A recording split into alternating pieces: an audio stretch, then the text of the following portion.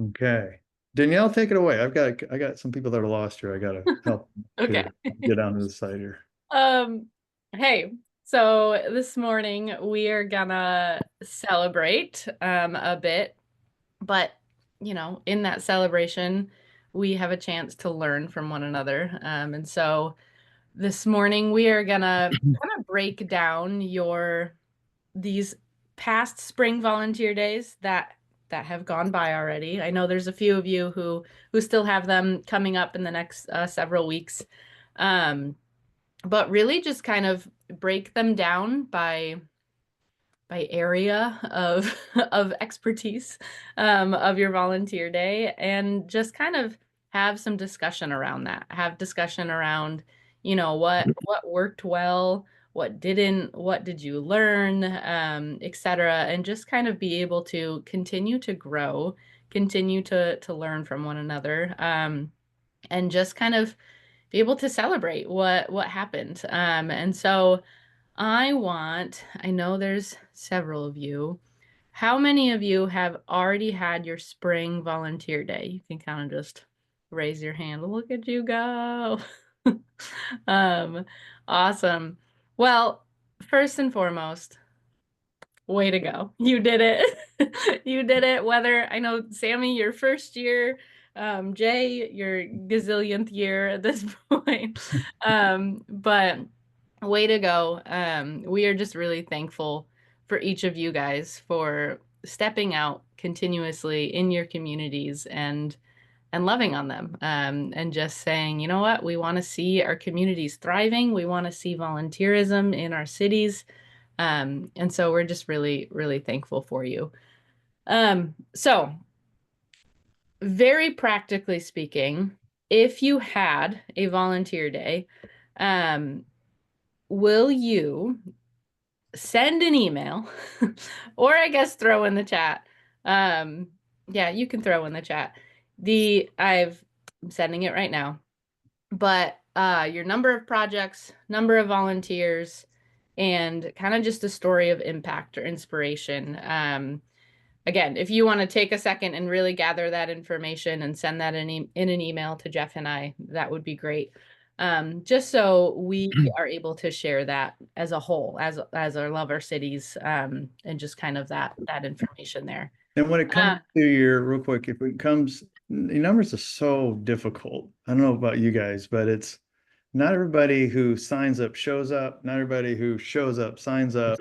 Seems like the latter, there's more, as I'm discovering.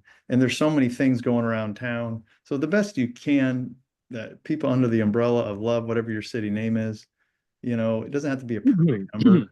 The sign up, the number on your sign up page, it's a guide, but honestly, I know we had way more people than that number on that sign up page. So do the best you can. Second thing is, if possible, if y'all could have your screens on, this call is going to be so much more productive and interactive. If you can't do your screen, you're driving, be safe. We get that. But if all possible, if you can put your screens on, then we can see each other as we share and celebrate this call together here. yes. Um, cool. Well, while you guys are doing that, so we are gonna, again, kind of just break it up. And first I want to talk about just the kickoff in general. And I know some of you don't do a kickoff, and that's okay. But if you do a kickoff, um, what what are some of the practical things that you do leading up to your kickoff and at the kickoff that make it successful? And we're just kind of I'm gonna let you all fly free. But I'm gonna ask that again. What are some of the practical things that you do leading up to the kickoff and during the kickoff that you think make it a successful event, for volunteers? And then we'll just have discussion around it. I can speak for Love Oakdale. Sure. We have an amazing kickoff coordinator. That's her job. So having a person who that's like a little subcommittee, she finds all the volunteers. She has them all mapped out, knows exactly how many she needs, and she handles that whole part, which is huge. Yeah. And then just planning, thinking like, how can we make this fun? Because the whole thing is really killing time while we're registering everybody. And then, a pretty short, we do like 20 minutes from the stage.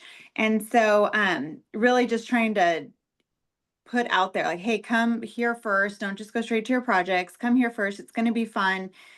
We get like a t-shirt launcher and get different t-shirts from different places in the community, different businesses, and shoot those off and stuff. We have a gym come and do like a stretch out for us and stuff. So I think just kind of spreading the word that it's going to be fun and we're going to have activities and prizes and things like that. And having that coordinator is huge. Yeah. So I bet the question for everyone is, how did you get a kickoff coordinator? She was probably voluntold by Lisa. There you go. But no, she's great. She's done it now, I think 3 or 4 years, and that's her thing. All things rallies her, and she just handles it. And every year I'm like, please tell me you're going to be here next year too. Yeah. Because if she wasn't, that would be a huge role to fill. That's for sure. Yeah, that is awesome. That's really cool. Yeah, I love what you said on on the like just really making it engaging and fun. And make and like you said, I mean the actual like things that happen on the stage, 20 minutes, max. But everything else is just, wanting people to come down and feel like they're a part of something and engaged there. Cool. Thank you for sharing that. Anyone else? What practical things do you do to make it a successful event? Well, in our case, up in Yucaipa, we had an event called the Music and Arts Festival that was meeting at the central location in the heart of our city called Yucaipa Performing Arts Center, and it's a brand new center that has this great outdoor venue. So I could say location is really important, but because they already had the Music and Arts Festival, the city allowed us to come in and use all the chairs that they already had set up, the tables for the food. They had a sound system, a tech guy. Yeah, the city really got behind us and supported us. So we had this professional grade sound system, this beautiful venue. And that didn't come without some pushback. I mean, we had to go to the city council and get permission. And we had one council member that wanted to vote it down, but the other 4 really rallied. And we asked for a $200 fee to be waived so we could put signs out. And we had one council member who said, if this for some reason doesn't get passed by vote, I will personally write a check for $200 to make sure that this happens. So, just the level of bridge building that occurred and the amount of pastors who united and got out of our bubbles and into the community. It was an amazing thing to witness. Yeah.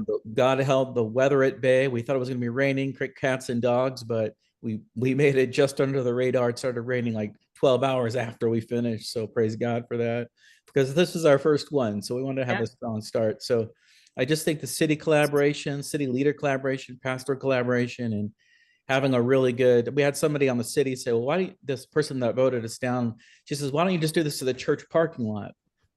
I said, well, this is a collaborative effort. We want a neutral ground, but so it's nothing like the heart of the city, being right there, the heart of the city in this beautiful performing arts center. And so I think just being selective with your location and for the rally, and then having, as we know, collaborative effort. Something else that we did that was really fun is we had the Yucaipa High cheer team come out, and they did something called a human tunnel. So what we were able to do is acknowledge all of our leaders and then have them run through this human cheer tunnel where they had cheerleaders on either side with their pom-poms cheering them on. And so just simple but effective, and pass through that with a smile. And a lot of our city leaders have been beat up over the last couple of years due to some really hard politics in Yucaipa. So just to create a space where for a few moments they were cheered on, I think is something that will stick with them. And really, I think it looks good upon pastors and our leaders that we're here to serve and loving our leaders. So it's a few of the highlights from our kickoff. That is awesome. Well, Randy, way to go on your first year. Sounds like it was just really successful, and you did those all the, like you said, the bridge building, and Yeah. connections and collaborations, and honestly, way to go on kind of just pushing back and saying, no, we want this to be a collaborative effort. So way to go. And I'm glad the rain held out for you. Jay, I know it did not for you, from what I've been told. Um, so Jay, I want to hear, how did you guys pivot? That's what I'm gonna ask you. Or did you guys pivot on making sure it was still, as successful as it could be, even in a California downpour? Yeah, the weather reports turned out to be accurate. Basically, it rained for 2 of our 3 hours of work, and it rained extremely hard. As soon Yeah. as our kickoff got done, it started to rain, and then it started to pour, and and you can't really pivot. You just have to. At least from our perspective, we just had to push through. So people worked in Did the it. rain. Mm-hmm. We had very little painting, fortunately, this year, less than in previous years. Yeah. That was outside. The outside painting obviously didn't get done for the most part. Yeah. But pretty much all the other stuff did. So people worked hard. We had our city stepped up in a major way this year, more than other years. And so we really wanted to come through on the projects that they offered us, and all those were outdoor planting, mulch, and so we got done, and people had great attitudes. Yeah. Then we're trying to figure out, because we have an after party luncheon back at the same location of our kickoff, and so we're thinking, is anybody going to show up? Because we had food for 1,500 people. And so, but as it turned out, quit raining right about the time of our lunch. So people showed up, probably not as many as normal, but all the food was gone. Yeah. Sun came back out, and so we put a wrap on the day. So we're still trying to find out what all didn't get done. So we'll probably do a later in the month. We'll pick a date to try to finish some things that we'd like to complete. Some of those things have been done already. So anyway, we're still assessing some of that. But people had great attitudes. People want to participate. We tried to just say, let's come and make memories with us today. Yep. And they did. So Yep. I mean, you say you didn't pivot much, but the fact that volunteers were still volunteering and showing Yeah. up, I mean, that's a pivot in the plans, just in general. And I think that is such a testament of like what you guys are doing, and the fact that even in the rain, people are still showing up and people are still wanting to be a part of it. And so I don't know. I know there was discouragement in the day, but at least from me looking to you and saying, that's still amazing. Like, I think the fact that people still came and volunteered is really awesome. yeah, I think way to go. at one point we had left our kickoff, and it was just pouring, and my first phone calls were problems. And then I kind of felt pretty paralyzed for a moment. It's like, I don't know where to go. I don't know what to do. Yeah. I Yeah. just need to call our captains that were all working with projects. So I called them, and as I started talking with them, oh yeah, no, they're out there. They're out in the rain working. It's pouring, Yeah. but it's getting done. So, I just threw some conversations like that. Like, all right, this is gonna happen. Yeah. And so then we had to go back. We had to go back to just to kick off and try to start. What are we going to do for this after party? Is this gonna? Are we going to cancel? We can't Right. cancel. I mean, it's just like Yeah. it's gonna happen. You have too much food at that point. Like, The weather report was saying like it was supposed to be done around noon and 11. yeah. Yeah. I was in the car with my wife, and she's like telling me, "We're just gonna do it. Keep going. We'll go." And Yep. you know, we'd send out the email the night before, hey, rain or shine, this is gonna happen. Yep. Because Yep. I really wasn't anticipating a downpour. Yeah. And But you did it, and it happened. Well, it's encouraging, Jay, to me in the Northeast that I thought we had a corner on rain out here in the East, but I didn't think rain ever came to California. So, you know, I guess it rains on the just and the unjust. So I'd be Chuck, you interested. had rain too, right? Oh yeah, In Ithaca, yeah, New York? yeah. It was a mud day, but so we had lower attendance than had registered, but 80% of our volunteers were students, and so they'll come out in any kind of weather. But I think the encouraging thing for me was that I probably got more affirmation. We served about 10 different projects, 10 nonprofits in the community, and the feedback I got from them was just obviously an effective bridge builder, and they were excited about our participation. In fact, I think I got more excitement out of the nonprofits than I got out of the church community, which is kind of disturbing. But we still have some bridges to build with the church community and the rally for such an event. But yeah, I think it was a great day. Good start. So we're encouraged. I think And one this- thing that we did was really pretty cool. Is that before we sent out all the volunteers, we had formed a heart in the adjacent property, and all the volunteers formed this heart. And then we took a drone shot, starting with our banner, Love Ithaca, and it reached out until you saw the human heart. And that was pretty effective. People really got That's jazzed cool. about That's that. So that was a awesome. simple little tool, but it was a good launch. So And this, yeah, this was your Everybody first write year, that right, down. Chuck? Chuck, this is your first year, right? yeah, right. Way to yeah, go. Yeah. Yeah, I love the heart idea. That is really cool. Jay, how in the world did you fund or have provision for 1,500 lunches? so we've been doing it for a long time. So we have just a number of our local businesses that come out and provide. So it's a whole mixture of I see. hot dogs, Chick-fil-A, burritos. I don't know, kind of a whole Okay. A lot of different options. A lot of pizza, Costco sponsors. pizza. Yeah, I mean, there's just a lot. Yeah. You know, a lot of it is, Chuck, I think maybe someone else could share, just over time, building these relationships with these restaurants and with these whatever local food places. I mean, Raising Cane's out here, I think provided close to 500 meals. It's just, it takes time over time, but a lot of math. What can we do? We have to work that day, so we can't participate. Hey, here's an idea. And tell you what, having lunches afterwards, man, it's such a cool thing. It's bonding of volunteers that, just together and just as an appreciation. It's a home run, but it does take some time.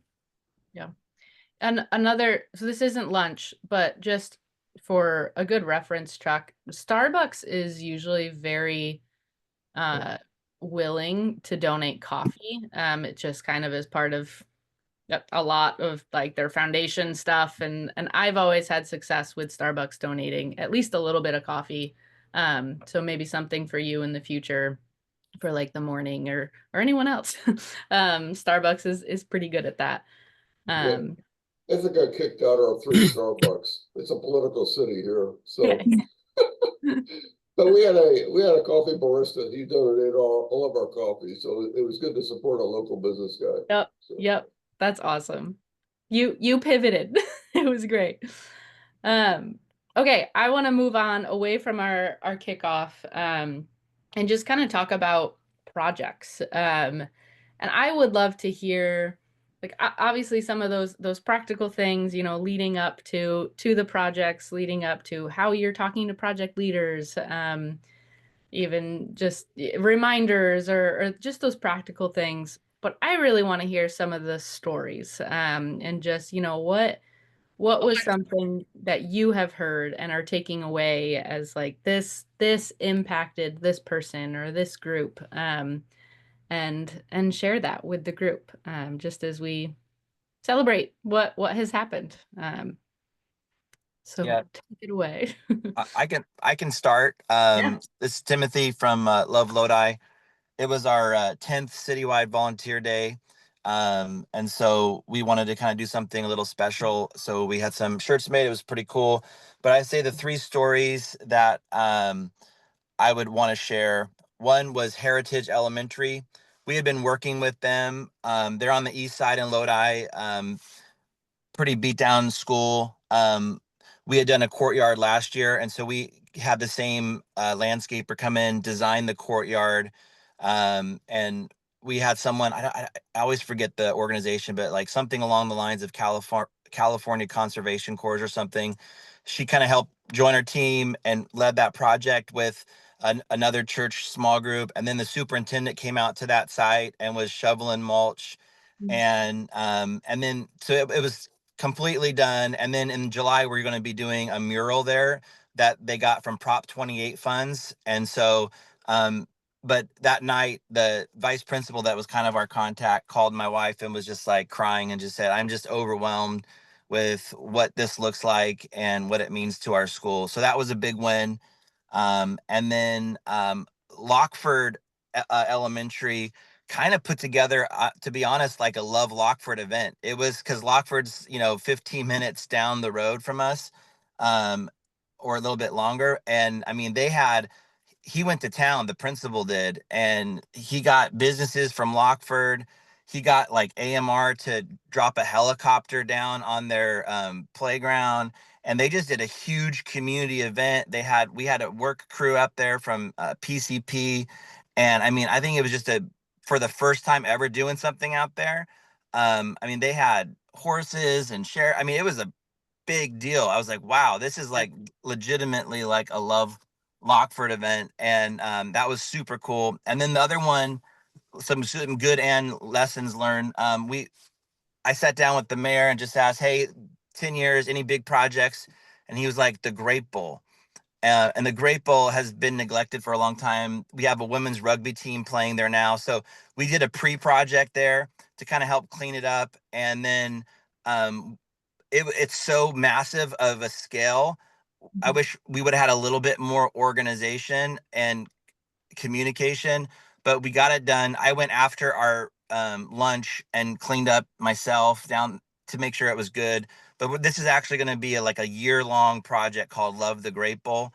And that transformed into this June, we're having like Love Lodi Day at the rugby game at the Great Bowl. So anyways, I would say those 3 were some of my highlights, and it just kind of there's a lot of momentum around what's going on. So pretty excited our partnership with the district and how that's going into our backpack drive in the fall. So yeah, those are some highlights.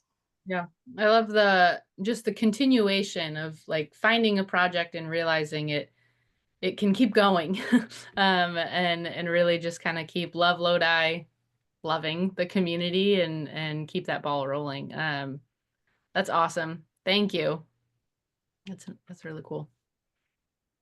Miranda, do you have any project highlights with Love ESCON? Want to hear everyone have a chance to share here. Hi there. So this was actually my first year taking on the project. So it was a little bit wild, but we're in a very small community. So we had about 10 projects, about 50 volunteers. We did a lot of beautification. It's called Main Street Park, and it's a very pretty area in Escalon that, a lot of people come to. We have our big farmers market once a month there. And so we like to really take care of that area. We redo all the planter boxes and just try to make it very inviting for the community. We also did some baseball field revamping out at our Hogan Park. So that was a great project that we took on. I'm hoping for next year, I'm writing down a lot of ideas. That's kind of why I jumped on today, is I wanted to get some ideas and just kind of hear some inspiration from other cities. But yeah, I'm hoping to get some kind of ongoing projects that we can work on year after year in the community and just go from there. Yeah. So I'm really here just to hear all the things today. That's awesome. Great ideas. I'm writing all the things down. I'm actually like writing down people's names that I might, talk to That's- at some point. That's the whole point, you Yeah. know, trying to network, make sure everyone feels supported, and I love that. Keep writing those ideas down. I will. Thank you. Sammy, Yes. your turn. Your first year as well. How do you feel? What are some stories you're taking away? I feel amazing. I'm very, very proud of us. I'm very proud of our community. So when I started out with a budget of like $700. And because we didn't have a big budget, I had to be very thoughtful about the projects that we were going to do, because we didn't obviously have money to invest in that. So with that being said, we did expand our projects this year from 8 to 14, which was great. We had some amazing, incredible partners come on to help us. Costco basically took care of all of our lunches. Starbucks came out, and then we had local bakeries who donated for our the morning breakfast. But we ended up with having about over 100 additional volunteers this year compared to last year. Hey, That my check-in process, registration process, it worked. It worked. So I was really happy about that, because I never shut down our registration page. So basically what I did is I just printed pre-registration forms, and then I had a check-in place for every project. One person at that check-in was checking in like pre-registration, and then people who were registering that day, we asked them to use a QR code. So we had QR codes posted. They would use the QR code to sign up, but then when they got to the table where they were like checking into their project, we still had them sign the waiver so that it protected us as far as liability. That made my job a lot easier when I went back to have to enter in all the additional volunteers that signed up like that day. So that helped. But one story that really touched me was that I booked our community center as well as the surrounding park area. And because it rained the night before, we decided to move everything inside, which now was a blessing and was so smart. Because we ended up doing like rock painting inside, and we ended up doing like one of our school projects inside. But I had this gentleman who is limited mobility. He's in a wheelchair. And after our kickoff, he came up to me and he asked me if there was any type of project that he could be a part of, because many of our projects are outside. They're cleanups, they're this, they're that. And I was able to tell him, yes, like we have, rock painting he can do, or if he wants to participate in the school project there at the community center. And, if everything else had gone wrong that day, I would have been okay, because for me to be able to tell this gentleman that we did have, projects for him to be able to be included in and to feel included and to be part of, it made me feel like I did my job.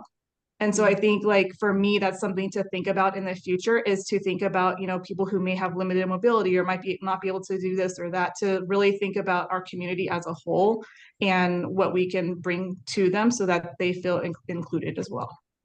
Yeah. That is awesome. Yeah. That's the beauty of being a part of kind of figuring out what projects are needed, is you can have a say and saying, no, we need more of this project or this type of project. And I think that's a really beautiful thing to learn and to realize in your first year, but having already done it, you had something for him, and I think that's just really awesome. I get that a lot with just kids, like kid-friendly projects. Families want to volunteer, they want to come out. And so making sure that is available to them. I love the rock painting idea. I don't know who it was when back in the day when I joined, but it was like that. I was like, we need to do that. And that's been a project we've had every year since. And just has really been awesome. Way to go, Sammy. You did it. Thank you. Yes, we did it. You did it. Guys. Yes. Okay, I want to talk kind of practically on like project leaders. Just for a couple minutes, Gina, I think I'm probably gonna just ask you, because I know you're really good at this. But just how, practically speaking, you know, what steps did you guys take to prepare your project leaders, and not just like make sure they showed up that day, but make sure they felt prepared, and were an inspiration to their volunteers. What did you guys do? You want me to start then? I do, yeah. Okay, yeah, so we do not technically have a kickoff in the same sense of what most of you are talking about, where volunteers come and check in one location. Our volunteers check in at their project sites, which means that we do have to connect with those project leaders in advance. We did partner with the Chamber and EDC this year, and they did their own kickoff for businesses who were volunteering, which we saw a bump to our Friday options. We have a Friday and a Saturday option. We doubled our Friday volunteer numbers because of the businesses that participated. I think there were 32 businesses that had people volunteering, and there are about 500 volunteers, which normally we have maximum 200. But our project leaders, that did make a second option for our project leaders, because usually they come to our office that week prior to City Serve Day. One day of the week they come to us, and then we also offered that chamber. So I've probably said this before, so if I'm repeating myself, sorry. But so we give them a packet of information. It's their roster of their volunteers. We also offer business discounts. We reach out to businesses in the area who are going to provide a discount. And so the list of those discounts is there, as well as little cards with a QR code of a survey and the business discounts on one side.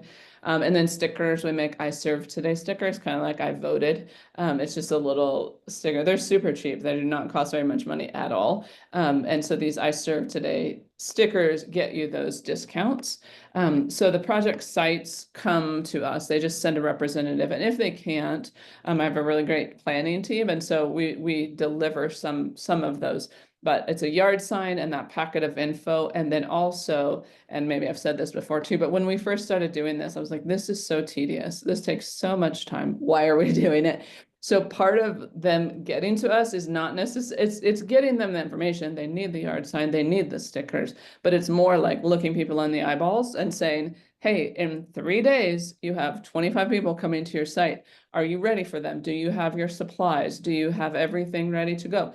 Do you have a next step for them to tell them about sign up for your newsletter or whatever that might be? Capture them, gather them. So we just like spend 3 minutes saying, hey, this is what we've found is the best practice for getting your people there. So gather them, give them, cast the vision of why it matters that they're giving up 3 hours of their Saturday or whatever it might be. And then say, hey guys, this is what we're going to do today. And so really it's just talking through some of those things, and then also the little bit of details. We do get some grants, and so we offer reimbursements for projects. And so like, hey, save your receipts, send them to me, you know, and so it's still the logistical details as well. That's awesome. Yeah. And I do apologize to all of you because we had really beautiful, sunny, beautiful weather. So I am sorry for all of you who did not, because in Colorado, especially where we are, it's very, very dry. So if there's moisture in the air, people are like, I'm not going out of my house. So it was a great day. People show up happy when the sun is shining, and it was a super, super beautiful day. It's so funny because here in Washington, it could be downpouring, and people throw on a jacket. You still go outside. Kids all have those like one suit rain things, whatever they're called. Frog jumper I think is what they're called. But anyways, Gina, thank you. I know you've sent that packet before, and it is on our resource page, and just kind of those ideas and next steps. But anyone else have a little tidbit of, you know, just a practical thing that they do with project leaders? If not, then I want to make sure that anyone who had their day has gotten a chance to speak. But yeah, anyone else have any practical ideas when it comes to projects or project leaders? that we've not heard from.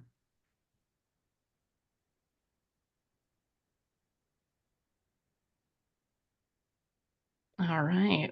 Yes, I'm just kind of curious. I'm Thank you. intrigued, Gina, that, and I like the idea of just showing up at the project sites. I mean, that takes away the burden of some kind of a launch. At the same time, there's something about all coming together and then moving out that is terrific. Does anybody else have experiences, one launch site versus going to the projects, or is it, yeah, it's an interesting idea, so. There's quite a few different cities that honestly that do it all differently. So some cities do, like Jay does the kickoff and a lunch. He's wild.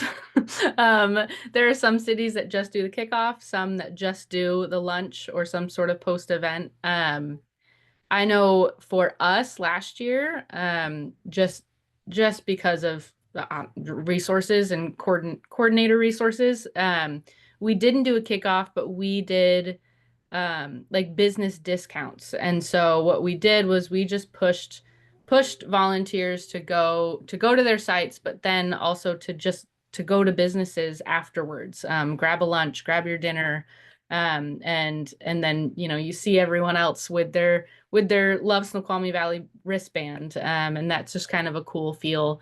And Chuck, there's pros and cons. Just kind of as you said, like there is something really special about everyone gathering together in one place and like feeling that energy. And I know anyone who has a kickoff would say that is just the energy of, man, look at all of these people that I'm volunteering with today. And maybe it's not in the same project, but it is like we're all doing this together. That's always been something Jeff has preached, is just seeing the benefit of that. But I mean, what works for your city works for your city, and we've kind of talked about that before too. But yeah. Yeah, I would jump in and just say on the project leader thing, something that I would just say as we learned, like we do a project leader meeting where we try to have everyone stop in, make sure they have their supplies, check in. I wish we had a text option because email just seems to be, sometimes people are like, I didn't get an email. So we're trying to over communicate in different ways. But for some of the more complex projects, what I learned this year, we got to do either a walkthrough or something, and they got to be on site because, like for example, the Great Bowl, it just seemed that we needed more collaboration and coordination, and it would have, we were kind of like, it was last minute because we were trying to get project leaders and volunteers. It was getting kind of dicey. I was almost at a place of saying, I'm going to have to just reschedule this thing, but it started to come through last minute. But that was my biggest problem child of the day because it was so big and we needed more coordination with the project leaders. And so a couple others, I would just say, make sure you get the project leader on site with any contact ahead of time so that they can coordinate efficiently, save you some headaches on the day of. So. Yeah, Tim, I'm a big fan of, am I on here? Yeah. I am. EasyTexting.com, EZ as in zebra, texting.com. Texting is 100% open rate. So when you send out to the project leaders, you feel pretty good. They're going to see it as opposed to email where you might have a 50% open rate. And then the Tuesday or Monday before the Saturday, I have someone that even individually calls every 100+ project leaders to leave a message on their phone or even talk to them. A couple of them are annoyed, saying, man, you over communicate. But for those that, that don't show up or they're confused and they don't know what's going on, man, a texting and a phone call is invaluable for them to follow through more on that Saturday. For sure. Yeah. Angela, I see that hand. I want to hear from you. Hey, good morning. So I guess I could chime in about project leaders and doing the pre-work. That is one of our big things is we meet with our school district and we go over projects that they have submitted. We create like a Google form for the school district to send out to their principals. And then their school sites submit projects. This year we had a little trouble because it was spring break. We had it ended up being the Saturday at the end of spring break. So we didn't have as much participation as we usually do, but we still managed to have quite a few volunteers come out. And we still did school projects. But one of the things that we do is our project coordinator on our Love Patterson team will meet with the city and the school district and other people who submit projects, and they actually do a walkthrough a couple of weeks, like 3 or 4 weeks before, just to see, you know, what are some supplies that we can ask to be donated, what are supplies you'll need, what are like things that we can supply if it's gardening. You know, we have a stock of hand tools and gloves and that kind of stuff, or do we need to ask for donations of, you know, mulch or plants or different things? But we definitely do a walkthrough and get like real picture of what the project is. And part of that is so that we can make sure our volunteers have that information, so they don't walk into a project expecting to pot plants instead of dig holes and bury trees and trenches and things like that, because that has happened in the past at our Love Day. That is one of Kendra's favorite stories, is showing up expecting to do gardening with her little trowel and then digging trenches for 3 hours. So in our community, it's very big that we know exactly what our volunteers are getting into and what the specs of the project are. So that is one of the things that we do in advance. That's awesome. Hey, would you mind sending that the Google, whatever form you talked about is that you send to your school districts? I think that would be a really helpful tool to get more schools on board and, you know, Sure. The schools are our biggest partner. They're one of our biggest donors and one of our biggest partners as far as usually having multiple projects at multiple sites. And in my opinion, it's the easiest way to get, you know, volunteers and projects. And sometimes it's, you know, something simple like we did Kindness Rocks and put in the fence cups to make their school name on their fence. You know, that's a project. And then other times it's, you know, we did raised bed gardens and, you know, some really big projects at a couple of schools. So you get a variety for all those different kinds of volunteers. Yes, I can send that. And you have, I mean, built-in kid volunteers, because they want to love their school and they want to be able to walk in on Monday morning and they see, you know, and they say, I did that. Yeah. Yep. It's huge. It's huge. So that's awesome. Cool. Well, thank you for sharing that. Thanks. All right. It is 8:47, so we are 2 minutes over. My deepest apologies. But I just want to reiterate, way to go, everybody. Thank you for sharing.